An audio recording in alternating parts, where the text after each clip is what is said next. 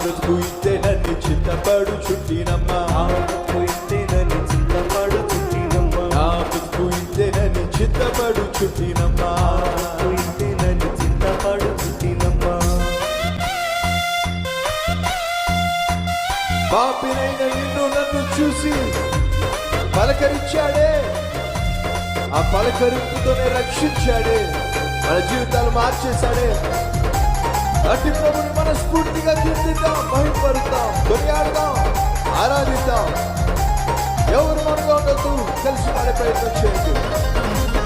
పాపినైన నన్ను చూసి పలకరించినాడమ్మా, పాపినైన నన్ను చూసి పలకరించినాడమ్మా, పాపినైన నన్ను చూసి పలకరించినాడమ్మా, పాపినైన నన్ను చూసి పలకరించినాడమ్మా. అంతలోనే యేసు ప్రభు మా ఊరు వచ్చాడమ్మా, అంతలోనే యేసు ప్రభు మా ఊరు వచ్చాడమ్మా, అంతలోనే యేసు ప్రభు మా ఊరు వచ్చాడమ్మా, అంతలోనే యేసు ప్రభు మా ఊరు వచ్చాడమ్మా, మా ఊరు వచ్చాడమ్మా, మా ఇంటికి వచ్చాడమ్మా, మా ఊరు వచ్చాడమ్మా, మా ఇంటికి వచ్చాడమ్మా, మా ఊరు వచ్చాడమ్మా, మా ఇంటికి వచ్చాడమ్మా, మా ఊరు వచ్చాడమ్మా, మా ఇంటికి వచ్చాడమ్మా. నా బ్రతుకు ఇంతే నన్ను చింతపడు చుట్టినమ్మా, ఆ బ్రతుకు ఇంతేనని చింతపడు చుట్టినమ్మా, నా బ్రతుకు ఇంతే నన్ను చింతపడు చుట్టినమ్మా.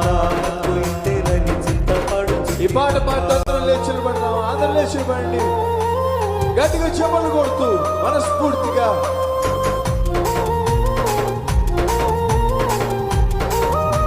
కుష్టి రోగినైన నన్ను ముట్టి స్వస్థపరిచాడమ్మా, అనారోగ్యానికి విడుదల మన ప్రభువే.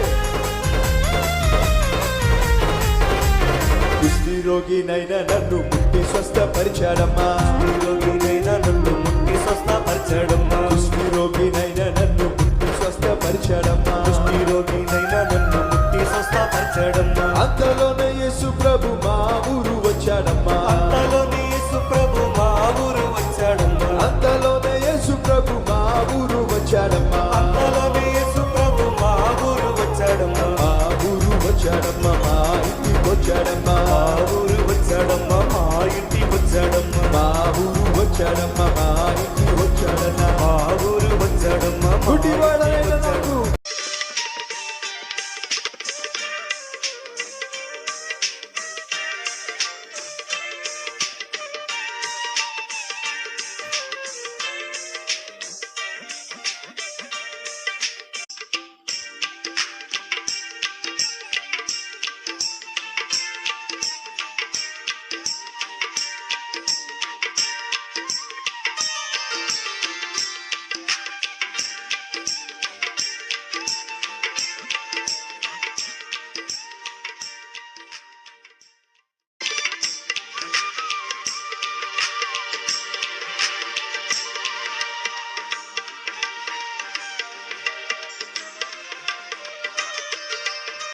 కొన్ని సందర్భాల్లో భర్త భార్యతో ఏకీభవించలేని పరిస్థితి, భార్య భర్తతో ఏకీభవించి ప్రార్థన చేయలేని పరిస్థితి, సహోదరుడు సహోదరుతో, సహోదరి సహోదరితో, ఒక సేవకుడు మరొక సేవకుడితో ఏకీభవించి ప్రార్థన చేయలేనటువంటి దుస్థితిలో, దౌర్భాగ్యమైనటువంటి దినాల్లో మనం ఉన్నాం.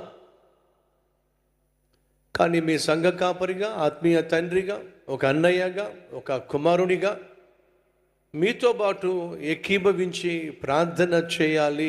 ఫలితంగా దేవుడు మన ప్రార్థన ఆలకించి ఆయన మహిమార్థమై మనకు జవాబు ఇవ్వాలి అనే ఉద్దేశంతోనే విజిటింగ్ అవర్స్ ఏర్పాటు చేయడం జరుగుతుంది.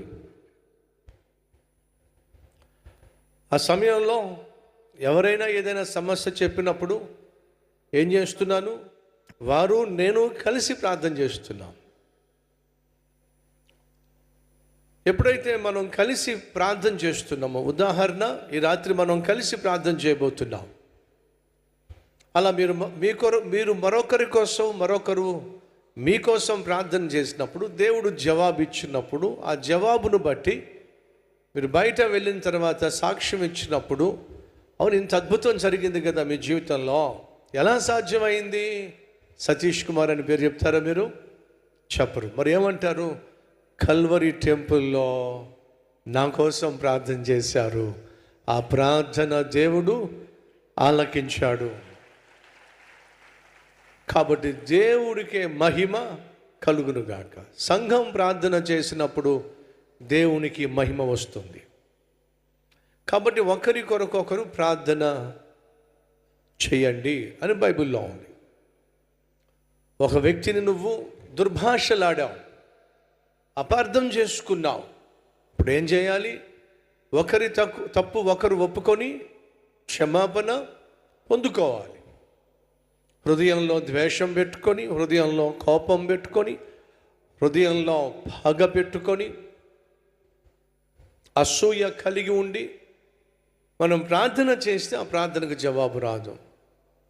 కాబట్టి మనం ప్రార్థన చేసినప్పుడు మొదట ఒకరి తప్పులు ఒకరు ఒప్పుకోవాలి. రెండు, ఒకరి కొరకు ఒకరు ప్రార్థన చేయాలి.